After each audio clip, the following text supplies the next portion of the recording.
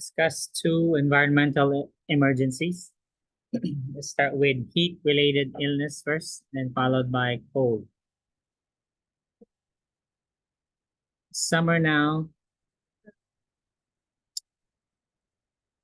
Let's start with heat exhaustion, then proceed with heat stroke. Heat exhaustion is simple. It's basically dehydration caused by heat.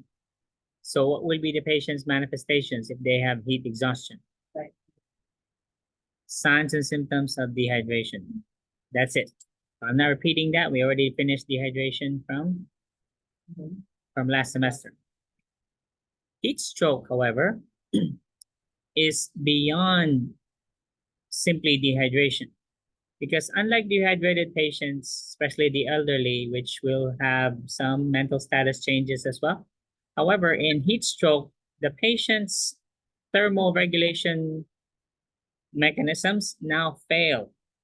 They are unable to regulate body heat anymore. So this can result in uncontrolled temperature spikes exceeding 102.5 degrees Fahrenheit, or that's over 39.2. Now, this is a medical emergency. Patient can die from brain, the brain can be from, patient can die from brain damage here because of excessive heat. So if this temperature of, let's say, 106 can fry an egg, what will it do with the brain? Same thing, it will damage the brain permanently. Now, there are two types of heat stroke. It can be non-exertion or exertional heat stroke. Non-exertional would be the heat index now over in the West Coast. They're in the triple digits. They're hitting 120 this week. So if that's the temperature, that is obviously non-exertional heat stroke. Now, out here in the East Coast, we're blessed a little bit, better than our West Coast counterparts. Temperatures here is not that bad. However, we do have several marathons, especially in New York, Boston. Now, we're familiar with exertional heat stroke. Okay, so let's say if our marathons are held on a 100-degree or even just a 90-degree heat day. So that can cause heat stroke. So that's why you notice there are ambulances along the marathon route. Okay, so same thing with cycling also. So any outdoor activities we have, the city is prepared for that. We have ambulances on high alert on strategic places, okay, to respond to these heat stroke emergencies. Let's start with prevention. So chart 67-6 are things we can do to prevent heat-related illnesses. I won't read it for you. They are common sense. But if you're not familiar, or you'll discover, oh, I didn't know that. So of course, please read if you're not familiar. And the last section of that chart is for the older patients. So if you guys have older neighbors, please check on them. Okay, they're not as educated as you are, and therefore may not be as aware about prevention of heat-related illnesses. Or it doesn't have to be your neighbors, your grandparents, okay? Living away from you, so check on them periodically on hot days. Now, the heat stroke, because heat-related illnesses triggers what? Again, it always starts with heat exhaustion first, right? You don't go straight to heat stroke. You start with heat exhaustion first. So what will automatically be triggered? Sympathetic nervous system, right? So increased heart rate and then the sweating. Now, people who are on medications, CNS depressants, diuretics, beta blockers. Now, what will happen to your sympathetic response? Is it intact?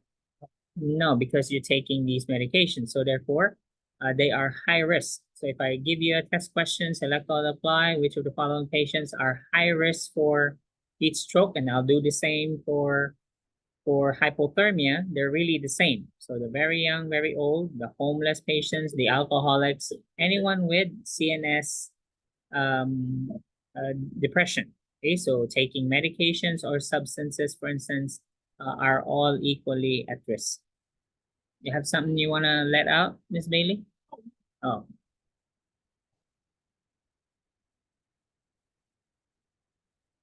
so very important to stay hydrated before you go out. And then when you do go out, make sure you have something with you. What's better with heat-related illnesses? Is it regular water or sports drinks? Electrolyte. Okay, sports drinks would be beneficial if you're outside because they contain more beyond water.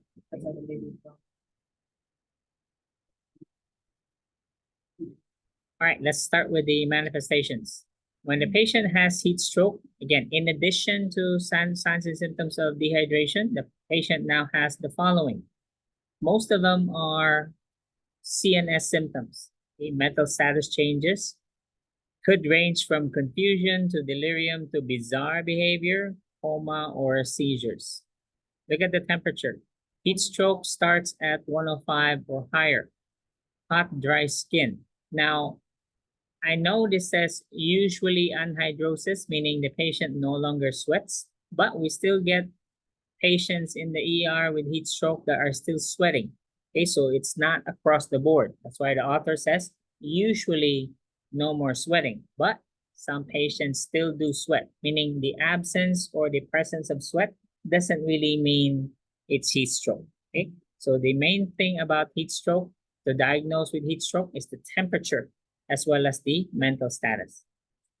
Mental status relates excess sweating of the. No, the mental status changes here is really the brain cannot tolerate. Yeah, it can't tolerate the heat. It's too hot. Okay, so there's now brain injury. Okay, so no different from anoxia. So patient has no oxygen, same thing, same effects as excessive heat. And of course, the manifestations again of dehydration are also present. Okay, tachypnea, hypotension, tachycardia. Management. So this will not start at the hospital, at the scene, because heat stroke, will it happen in a hospital? No, majority is outside. Either the patient has non-exertional, which is at home, or outside if it's exertional heat stroke, or we can have a combination of both. Though, so therefore, will the patient likely receive something at the scene? Okay, so at home or out in the community, somebody must have rendered something, okay?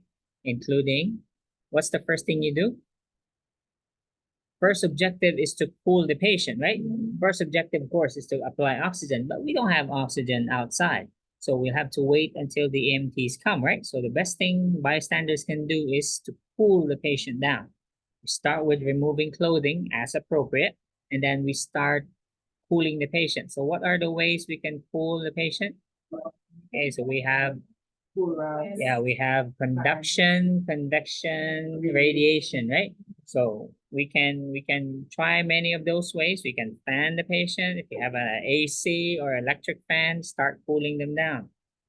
Cool, not cold though, because if you put ice cold stuff, then you'll trigger shivering, and then that'll start producing more heat.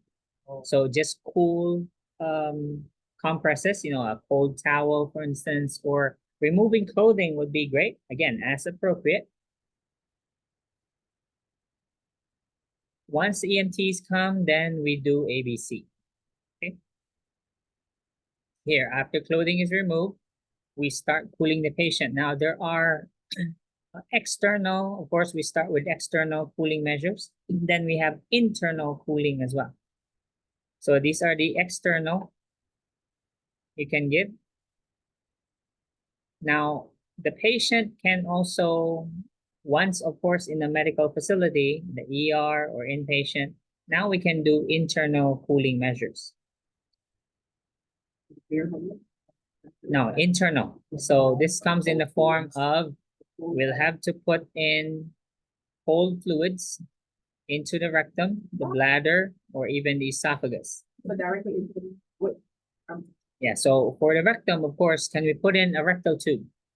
Yes, put in a rectal tube and then like an enema. you instill cold solution, okay, to the rectum. We can insert a Foley, a 3-way Foley, and then start irrigating the bladder with cold saline. Yeah. So how do we do it? We wrap the saline with ice. So that cools it. Go in there. We cool the bladder. So we cool all 3 cavities: the bladder, the rectum, meaning the sigmoid, the colon, and also the stomach. Okay, so we can put an NG tube and then pull them in as well. Now, even the IV fluids here, IV fluids, the normal saline or the LR, can also be wrapped in ice. That way it comes in cool into the patient. Okay, because we cannot rely only, I mean, look at the temperature of 105, 106. Is that an emergency? Yeah. Yes, these external here will not work. Okay, this will not work. I mean, it will work, but not fast enough. Okay, so we need to save the patient's brain tissue. In order to do that, you have to cool the patient internally as well as externally. Throughout treatment, of course, they'll be on a cardiac monitor. We monitor oxygen status and the thermometer. Now, we have to monitor the temperature internally, so we'll have to use a rectal probe. Okay. And we stop the cooling measures usually at 102. So once we hit core temperature of 102, we stop the cooling measures. Okay, the body can handle 102 now. Right? Because do we have our own heat loss mechanisms? Yeah, we have sweating. What else? We have, yeah, so we lose heat by, what do you call it? Evaporation, right? Radiation as well. Heat will just come out of the body. So what are our limit again? 102. Okay, so once you hit 102, okay, stop the cooling measures. Patient's body can handle this now, right? Can we do Tylenol? Can you treat Tylenol? Yeah. Heat stroke. Heat stroke. Can this be treated with? Do we see Tylenol here? Let's see if there's Tylenol here. Let's see. I'll see Tylenol. Why not Tylenol? Actually, this is a different mechanism of heat production. Now, unlike, yeah, because that's why this is not fever. This is hyperthermia. Fever, how do we have a fever? What happened? It's usually caused by a pyrogen, right? You have a pyrogen, or let's say we have a low-grade fever from stress, right? Let's say you have a heart attack, something like that. So we get 100.4. So it's triggered by something stressful, inflammation. Is this inflammation? No. There's no inflammation here. What is this caused by? The temperature of the environment, and also our heat loss mechanism failure because of the either exertional or non-exertional. Meaning, unlike fever, wherein the set point, meaning your thermostat changed when you have a fever. So it's caused by the pyrogen, the fever-inducing organism. Right? So that's why, yeah, you have an infection. That's why you have a fever, because the pyrogen changed the thermostat of your body. So let's say your thermostat was supposed to be at 98. When you have a fever, the thermostat changed. It set it now. The pyrogen caused the thermostat to go up to 101, 102. So now the body will start to, just like a thermostat. So if you set the thermostat at 100, what will your AC do? Raise the temperature, right? So same thing. So your body raised the temperature because the pyrogen changed your body thermostat. That didn't happen here. Here, our thermostat remained normal at 98. The body could just not regulate it because of too much heat and too much heat production in the case of non-exertional heat stroke. Is that clear? That medication kind of causes the temperature to go up. There's no effect really. Tylenol, you can give Tylenol, but it won't do anything because this is not fever. Okay, this is a different story, different mechanism altogether.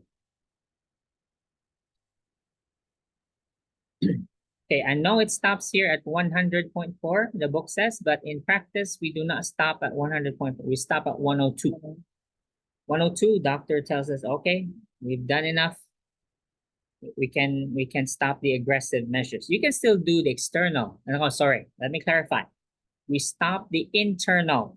Okay, internal cooling measures stop at when? 102.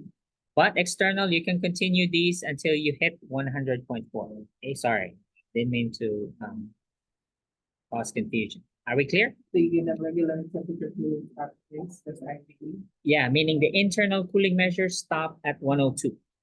Okay, at 102, internal cooling stops. We just start with, we continue with the external, you know, the cold packs in the groin, axilla, neck. Okay, so in addition to cooling, watch the patient's neurologic status because the hyperthermia again can trigger a seizure. Patient may go into a coma. So some doctors initiate it. They start giving anti-seizure medications. Okay, they don't wait for a seizure. And IV fluids, of course, we consider the patient because what happens first before heat stroke? Heat exhaustion sets in first. Okay, so the patient is very dehydrated.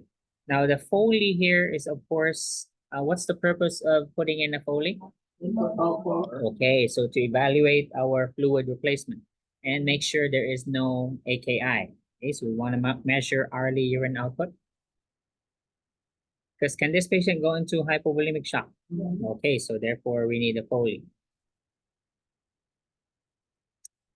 All right, to prevent seizures during aggressive cooling measures to prevent seizure, not seizure, but shivering, sorry. We can give benzos. Actually, it's for both, to suppress seizure as well as shivering. That's it. And then hopefully if this patient survives, then we'll tell them next time, okay, what to do.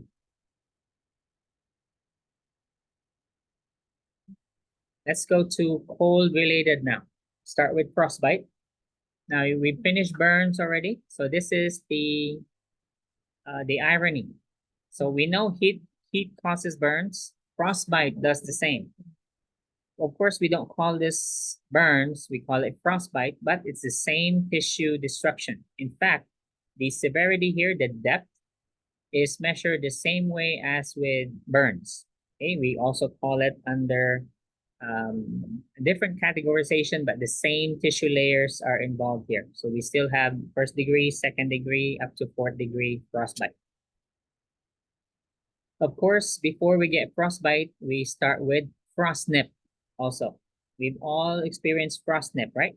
You know, when you go out and your hands, your fingers, and your nose hurt like hell, very painful. So you've just experienced frost nip. Okay. Unless you get out of the cold or put on some warm clothing, it can progress to frostbite now.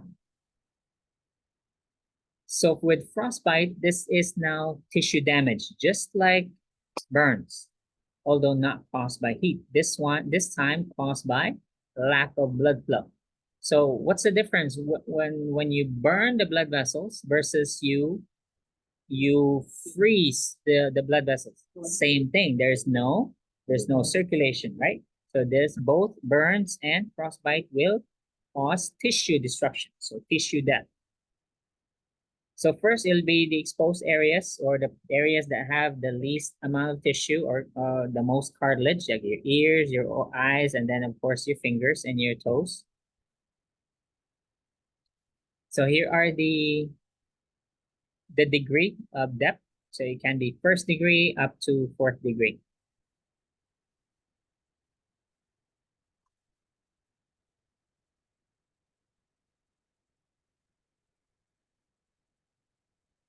There's not much here, unlike in burns, wherein they had a table describing the extent of each, no, not the extent, the depth of each degree of frostbite.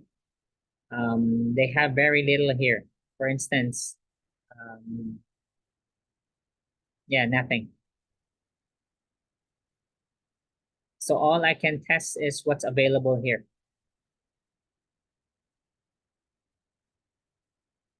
Which is not much. and then forget about it. Okay, management. So same thing. Do we get frostbite in the hospital? Okay, it's always outside. Okay, so who are at risk here? Any different from those we did in heat stroke? Same exact people. Okay, same thing. We can also add because it's just different. So instead of the marathon runners or the triathletes in heat stroke, this time this will be the winter sports now. Yeah, so the skiers, right, bobsleds, or the tubers, right, or whatever you're doing in cold weather. So same thing, it's same goal, just opposite. So in heat related illnesses, our goal was to cool the patient, right? Put them down to normal temperature. This one, we will warm the patient up to normal temperature. So first aid would be, of course, this is at the field, so we don't have, again, we don't have oxygen, we don't have IV catheters. So what we can do is start warming the patient. The first thing is to remove wet and clothing.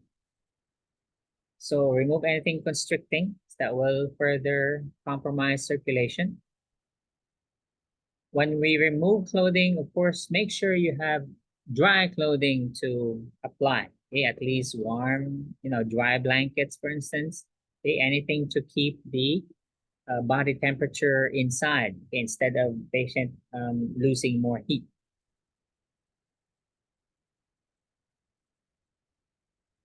Controlled yet rapid rewarming. Look at the temperature of the water we're using. 98.6 to 104 degrees Fahrenheit. That's hot.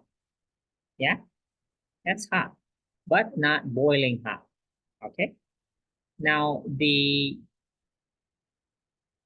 principle here is when we anticipate, so let's say the condition is we're at some mountain, okay, we're at the ski resort, for instance, and how can the patient be transported to the hospital? Let's say they're still at the top, okay, or even let's say they're at the they're down at the slope already.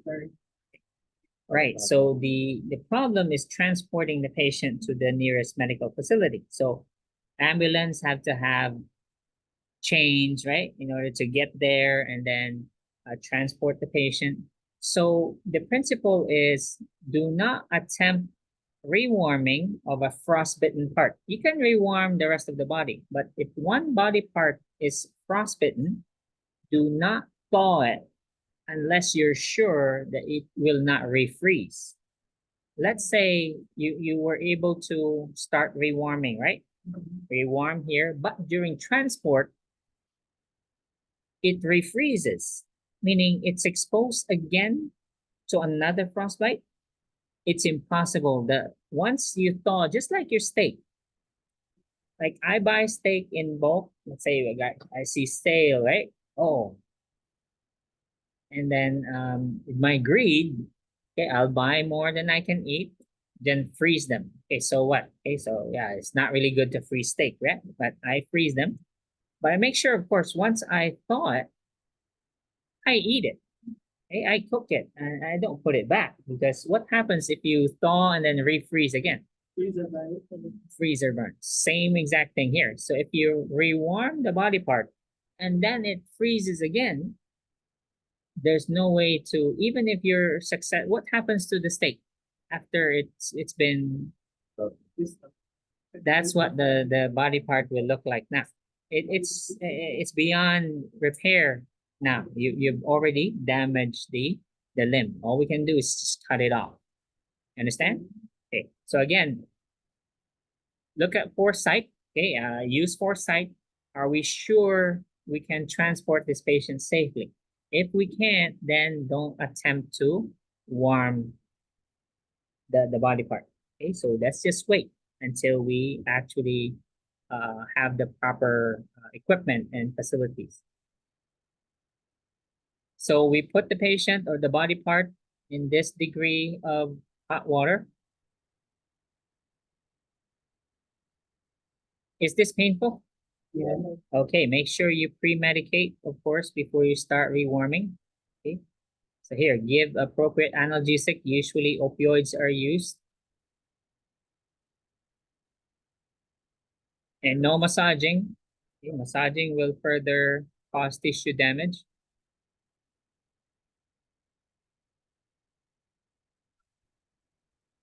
Please read the other details. If they have blisters, don't pop them. Okay, so just leave them, keep them covered, let them pop on their own. Now, same thing as burns, will there be some electrolyte changes as there's tissue damage during the first couple hours? Okay, so same thing, hyperkalemia, hyponatremia, right? No different. We consider frostbites as deep wounds. So even if we, especially if we don't know the last Tdap injection, they will get a booster anyway, okay? Because these are deep wounds. Once pain is managed, then we can start with non-opioids, including NSAIDs. And just like in burns, if there is evidence of compartment syndrome, then the doctor will perform escharotomy. Or if it's deeper, then fasciotomy. Okay, what do you know about alcohol? Because we know, what do homeless people do in the winter? Because it helps them, yeah, they feel warm, right? But is that really a fact? What is actually the effect of alcohol? Look at it here. Read that. What's actually the effect of alcohol on temperature? They actually cause vasoconstriction. So, if you have vasoconstriction, are you really warming? No. Because vasoconstriction, that means, are you able to produce heat? No.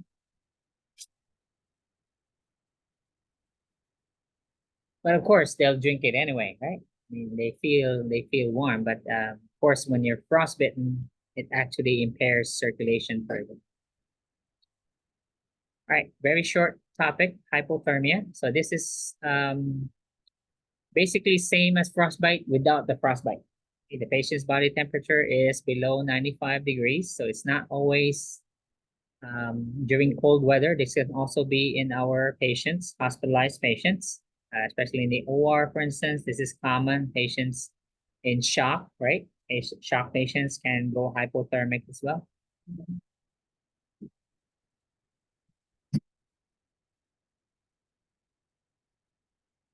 These are your manifestations. And of course, blood pressure will do what? And the heart rate will do what? There's bradycardia here.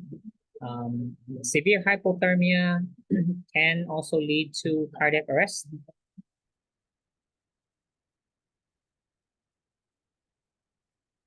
It's hypotension, right? Yes, hypotension and bradycardia. All right, rewarming. So not as hot as in frostbite. So we go from 82 to 90 degrees Fahrenheit water.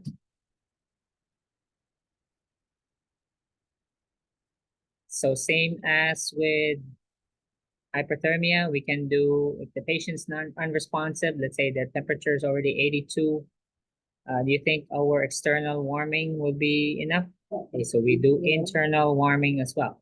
So we will give warmed IV fluids. Okay, how do we warm IV fluids? Put it in a microwave. Okay, so how do we warm? Okay, so no, the IV fluids. Okay, we wrap them with, okay, hot wraps. Okay, yeah, just the opposite. Then same thing, we do, we put in a rectal tube, we put in a three-way Foley, and also a NG tube. Okay, so we warm the patient inside and out.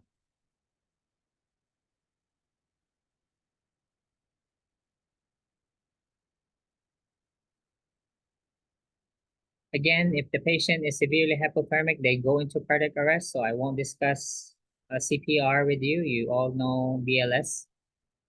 And if needed, they'll be, of course, intubated and put on a mechanical ventilator. So warm fluids. Okay, for the patient, because they go into acidosis here, if needed, if the pH drops below 7 or at least 7 or less, then we give sodium bicarb. So what about the patient who is in heat stroke, who cannot not happen because of depression of respiratory? They can't Say do what that again? That patient who is in like hyperthermia. They just have no, they typically don't go into acidosis. Oh.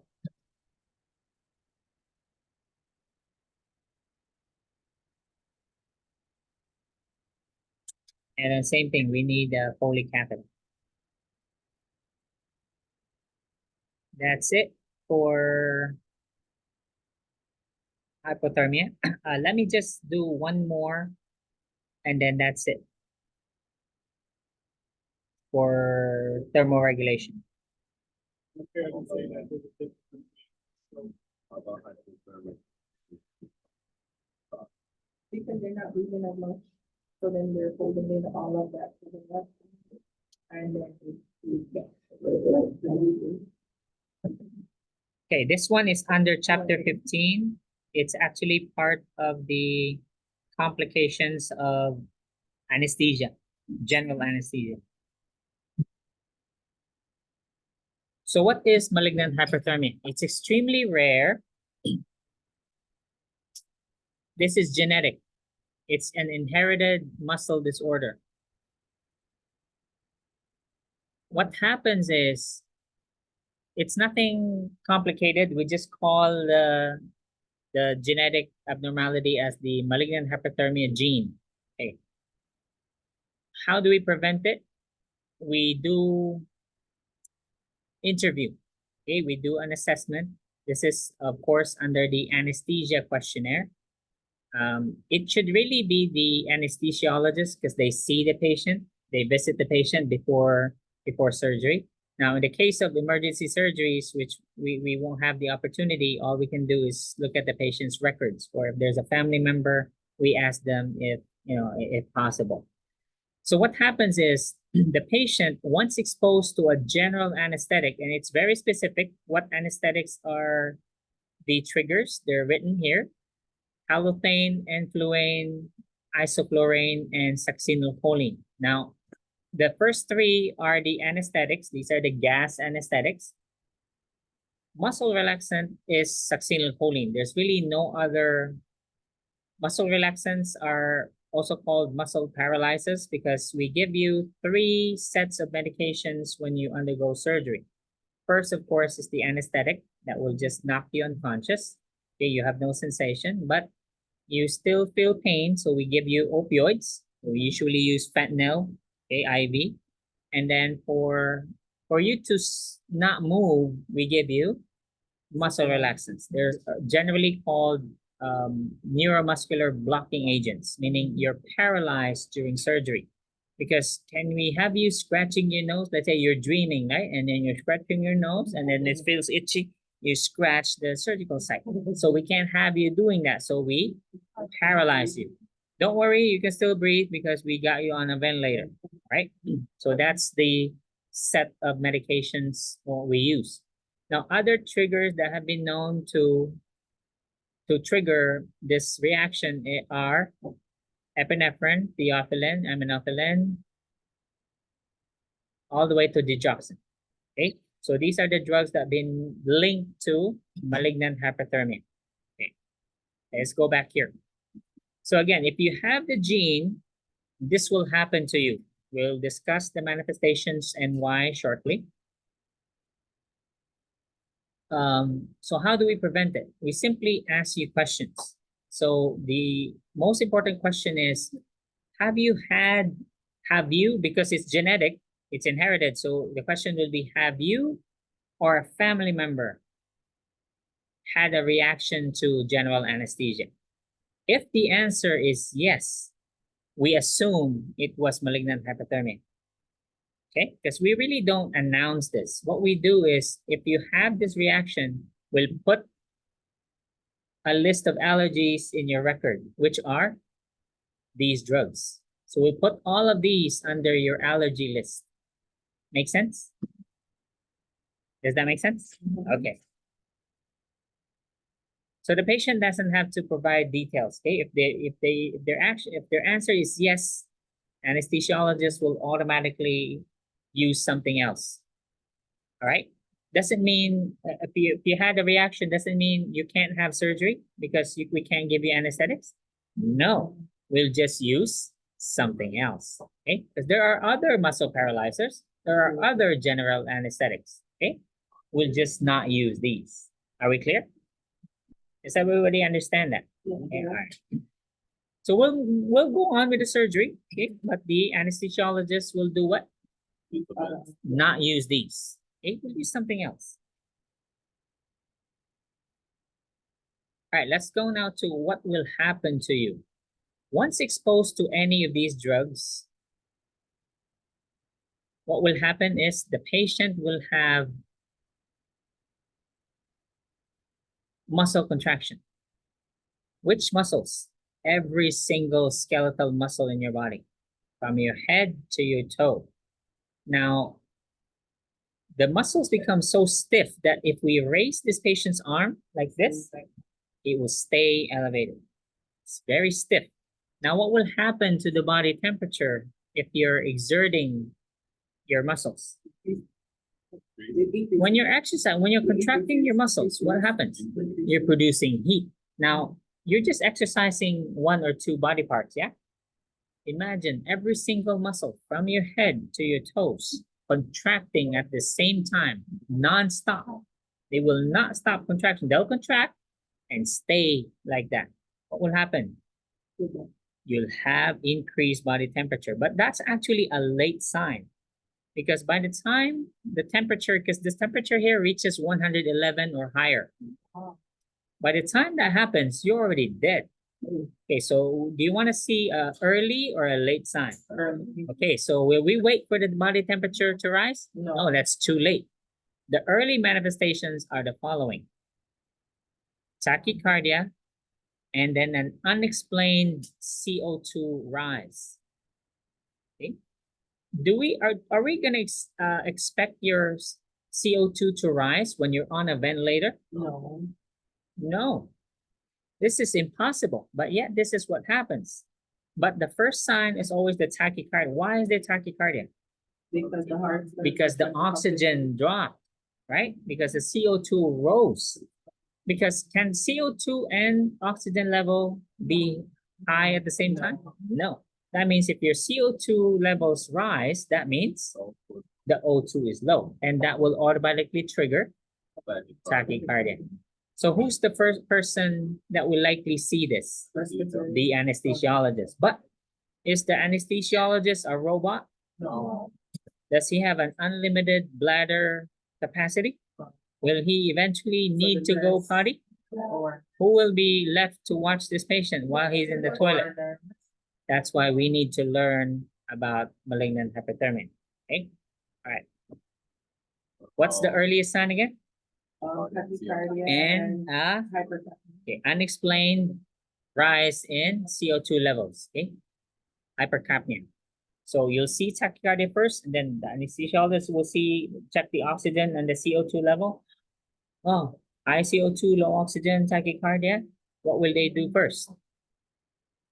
Okay, we'll get to the intervention shortly. So the other manifestations, of course, the blood pressure will drop. But there's no evidence of, excessive blood loss. Of course, there's blood loss during surgery, but not all the time. Okay. And another fact is this doesn't always start during surgery.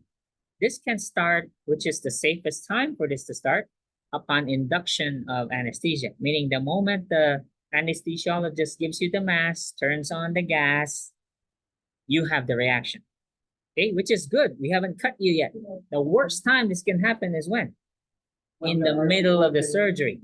Okay, when your guts are open, okay, we have the heart open like this, and then malignant hyperthermia. Now what? We can't stop the surgery, right? Okay. So when would be the best time for this to happen? Before, okay? Once we put you out. That's the best time. But this can happen during that time before surgery. It can happen in the middle, or it can also be It can also happen afterwards. But good thing this is extremely rare. Okay. Now, who works in the OR here? Okay. So are you familiar with the malignant hyperthermia kit? You have a kit, right? Okay. How often is it used? Probably never in your lifetime. Okay. So you can ask OR nurses, have you ever had a malignant hyperthermia case? They'll probably say, okay. But there's a kit. They're obligated to keep the kit because it's mandated by Joint Commission that you have a malignant hyperthermia kit. They expire, you replenish them, they expire. We never get to use them, which is good, right? Which is good because we don't have a reaction, which is nice. That means it's our prevention working. Yes, everybody's doing their job, like asking questions, right? Asking the patient, did you or the family member have a reaction? Whenever the answer is yes, okay, automatically we don't use which drugs? These drugs right here, okay? We don't use them, right? So whatever we're doing, it's working. We have very little or none of the malignant hyperthermia cases, okay? I'll describe to you what will happen and the management involved. So it's generally preventable. Now, the problem comes if the patient has no history or they don't know the history of any of their siblings or parents, okay? So if the answer is, I don't know, you may say, well, why don't we just eliminate these? We can't. These are the cheapest on the market, okay? So these are the commonly used anesthetics, and succinylcholine is the most commonly used muscle paralyzer. Some may say, oh, why don't we just test for the malignant hyperthermia gene? It's a very expensive test. Insurance won't cover it. All right. And again, is this common? Extremely rare. So we can't test everybody. Does that make sense? I mean, it's a waste of money. All right. So what happens? So let's describe what happens. So if your muscles contract and never relax, what will happen to those muscles? Start to They snore. say contact. They'll die. Okay, so what will dead muscles release? All Potassium, what else? Lactic acid. Myoglobin, right? Okay, and then lactic acid. Okay, so let's just stick with those three. So we've got hyperkalemia, myoglobinemia, and lactic acidosis. So all leading to kidney injury, correct? Okay, so how do we manage? Well, the first thing to do actually is to stop the reaction. We'll treat the hyperkalemia, we'll treat the myoglobinuria, and then myoglobinemia, and we'll treat the lactic acidosis. But first thing, we have to stop the reaction. The only FDA-approved drug to stop malignant hyperthermia is dantrolene sodium. So what do you think is in the kit, in the malignant hyperthermia kit? Dantrolene. Okay, we'll know more, okay, because we'll need everything, meaning the kit must contain everything we need to manage malignant hyperthermia. So what's the first thing in the kit? Dantrolene. Now, what's the other problems we'll see? So for the metabolic and respiratory acidosis, how do we reverse that? Sodium bicarbonate will be in the kit. What about the hyperkalemia? How do we manage that? Calcium gluconate and well, SPS, because this patient is unconscious. No, it'll be the insulin with dextrose. Okay, so that's what we'll have there. We already have sodium bicarb, okay. And yeah, that's it. Because everything else we have on floor stop. Okay, because we're gonna cool this patient inside and out. So can we get saline or LR somewhere? Yeah, and then we have ice somewhere, right? Okay, so we can do the other stuff. But what's in the kit? Dantrolene, sodium bicarb, calcium gluconate, insulin, and dextrose. Okay, very good. That's for the lactic acidosis. It's a muscle relaxant. No, it's a muscle relaxant. So this will stop, yes, stop a reaction. Meaning, as soon as the muscles stop contracting, then the reaction will, the condition will be controlled. Meaning, we'll handle the acidosis. Yeah, at least it will stop. Yeah. Right, so sulfonylurea is, paralytic. Yeah. And then this is a muscarinic. Yeah. It's different things, They have different actions. so This doesn't paralyze you. it's, so this is combining with calcium. Yeah, this is we use dantrolene for MS because they have a lot of muscle spasm. So yeah, that's what we use. Muscle like baclofen, Yeah, but unlike baclofen and Flexeril, this is the only FDA approved drug for this. for malignant hyperthermia. No, back to back. No, because this is not really you can't give. There's nothing to reverse. Okay, because once you relax the muscles, then the reaction stops. No more further hyperkalemia, no more further myoglobinuria. That's kind of random from the. Well, myoglobinuria, this is rhabdo. So this is non-traumatic rhabdo. Yeah.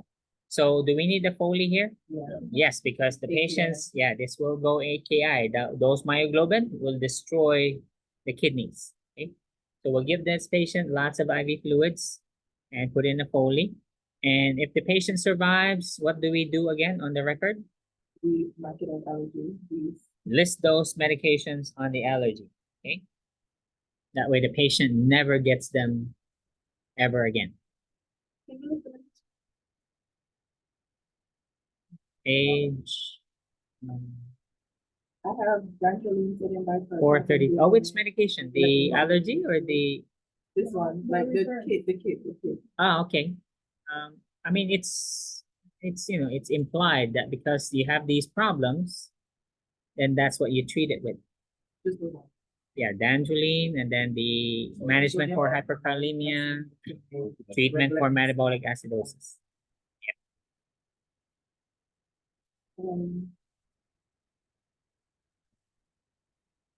They already have. It's always yeah, it's always in the OR. muscles are. Okay, so part of the job if you work in the OR is to check if everything is stocked, right? You have all the kits for your OR and make sure there's the malignant hyperthermic kit also ready. So they're inside every suite. Okay, every operating room suite, it's there. And also every case is reported. There's a association because it's very rare. That way, if we do have a case, no, it's like gold. We have a case, we investigate. Okay, what happened? Okay, what we could have done, and then we have the in record. Then they study it. Okay, so that it doesn't happen again. Because again, is this preventable? Yeah. Yeah. So we want to make sure where did we make a mistake? Okay, where did we screw up?